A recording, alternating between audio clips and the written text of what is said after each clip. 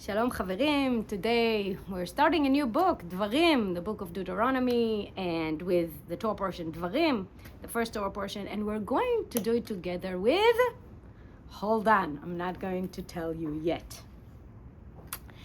In a remarkable prison letter, somewhere in the late 20th century, a man reflects on a strange gift of having everything that he had stripped away. And he writes, "There is nothing like experiencing failure to give you a more intense understanding of responsibility. That is, if you manage to open yourself to it wholly and without prevarication as responsibility for oneself." Now I'm going to tell you. This man was Václav Havel. Václav Havel was born in 1936 and died in 2011. He was a poet, playwright, dissident, and the former president of Czechoslovakia and later on the Czech Republic. And Havel wrote these lines from prison. He was imprisoned in this imprisonment period in May of 1979. And this was his longest imprisonment period that lasted almost 4 years.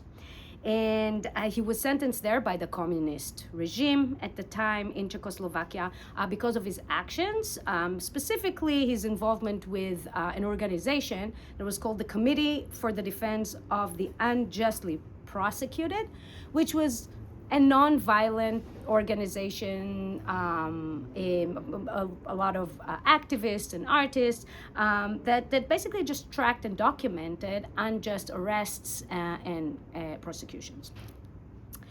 Now, to me, Havel is very personal because I used to live in Prague between 2002 and 2006, so 4 years, and lived on those streets where all this history happened. And I also was very privileged to direct two of Havel's plays in a couple of theaters in Los Angeles in 2011 and 2012. And until today, probably the favorite theatrical pieces that I was lucky to direct, and really was so happy to bring Václav Havel to American audiences. I can share with you two books from my collection that I really highly recommend and are available everywhere.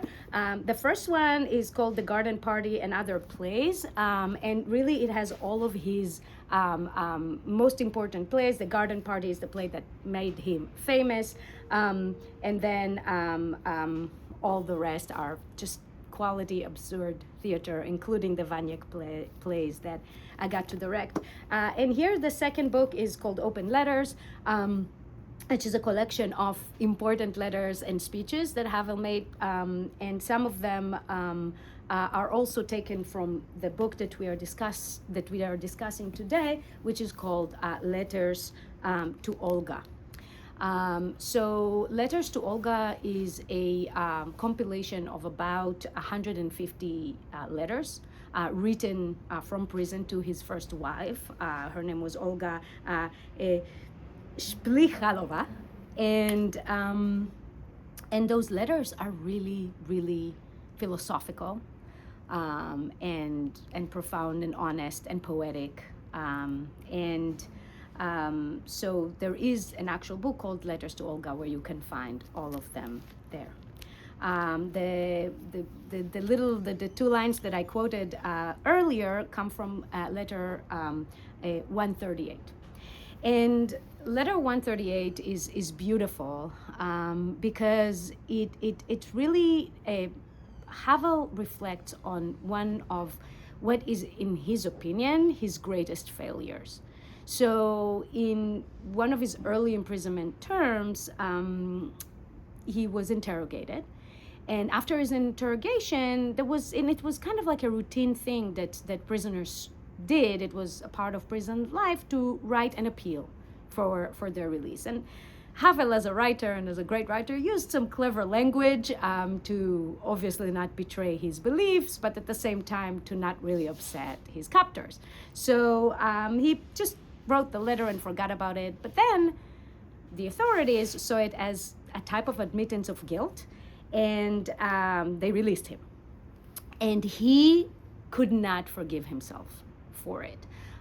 He really, really felt like a failure, and he really, really felt like he betrayed everything he believed, and he spent so much time trying to justify to himself his actions and the moments when he wrote this appeal for release. And he was basically blaming that failure on his circumstances and on the prison condition and on his many other things other than his own decisions.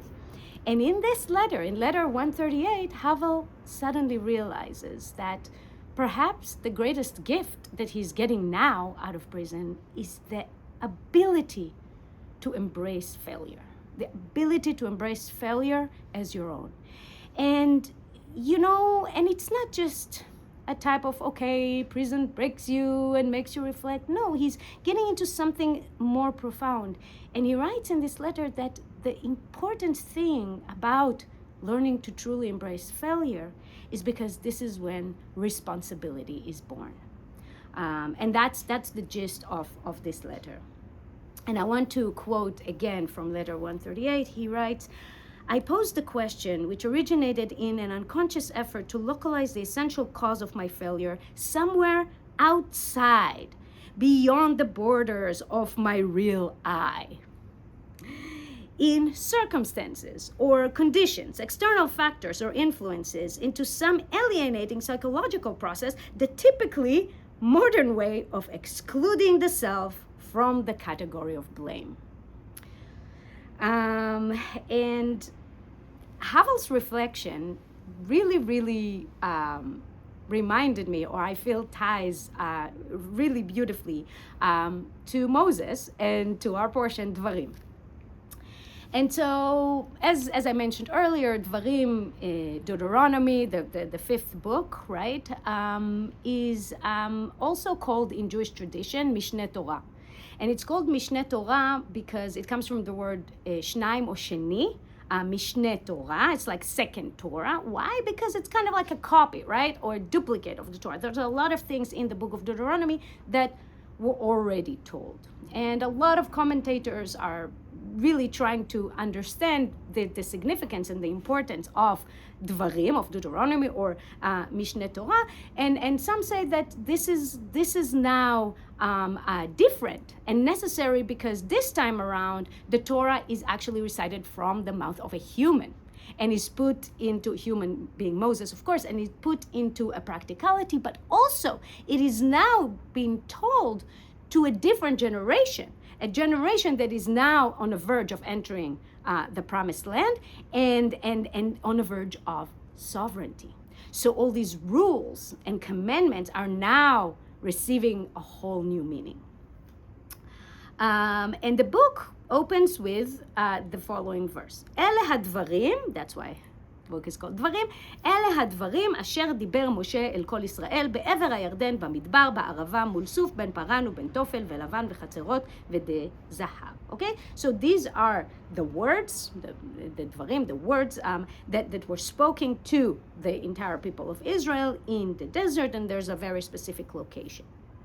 Now, what's curious is that Moses begins the retelling of the Torah, or this very long speech, with several chapters, probably 6 chapters or so, of recounting the Israelites' failures.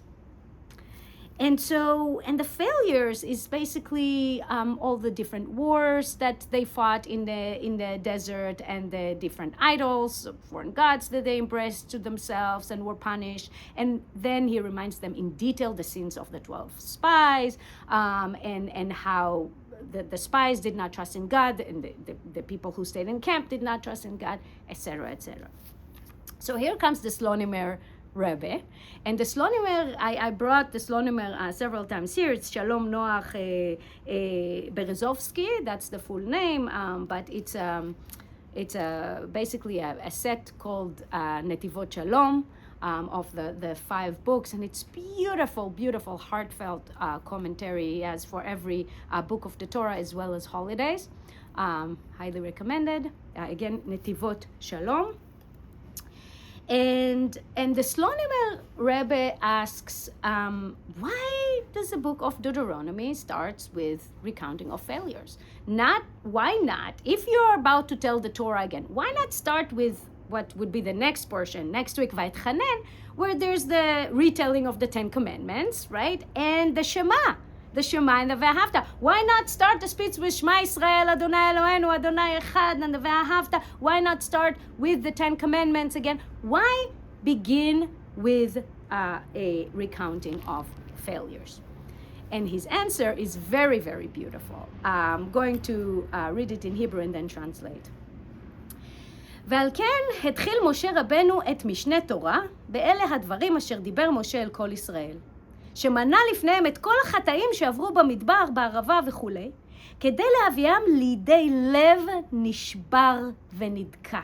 זה השער הראשון, שברון הלב, ממנו עולים מעלה בהשגת כל המדרגות שנאמרו בספר משנה תורה. And now the translation.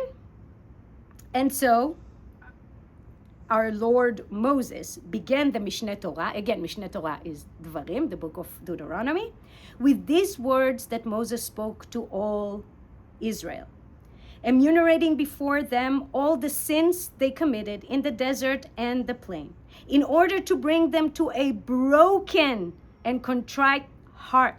This is the first gate, the broken heart, from which one ascends higher and higher in attaining all the steps spoken in the book of Mishneh Torah, of Deuteronomy.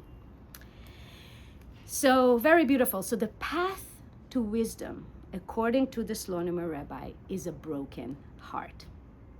And so he explains that when your heart is complete, it has a great deal of arrogance to it. And it has a great deal of arrogance to it because for a complete heart allows no room for anything else to enter. And so I think that the saying is Reshit Chochma Yirat Hashem, that the beginning of wisdom is with the fear of God. Okay, the beginning of wisdom is with understanding, brokenness, failure, fear. Right? If we are complete, if we are everything, we have no room to learn. And so there's no point, and really connecting to Havel, there's no point in beginning the book of Deuteronomy with the Ten Commandments if the hearts of the Israelites are complete, if the hearts of the Israelites are not ready to hear those.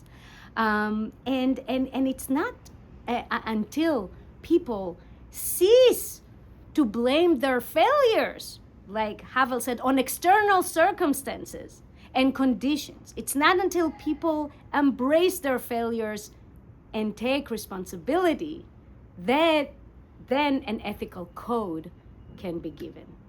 And it's not until we embrace our failures as our own, and in the process break our own hearts, that we can start to begin to receive wisdom.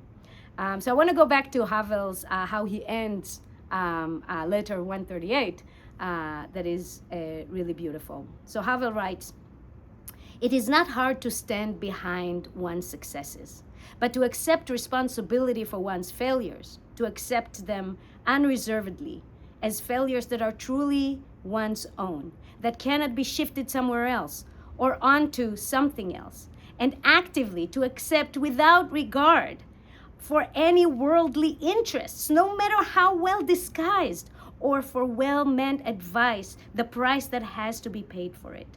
That is devilishly hard. But only then does the road lead, as my experience, I hope, has persuaded me to a renewal of sovereignty over my own affairs, to a radically new insight into the mysterious gravity of my existence as an uncertain enterprise and to its transcendental meaning." And that's Havel's words. So perhaps this is why Moses waited until the next portion to teach the Shema, Shema, which means listen. Because only then could the Israelites hear it. Their ears have not changed, but their heart has. Shabbat Shalom.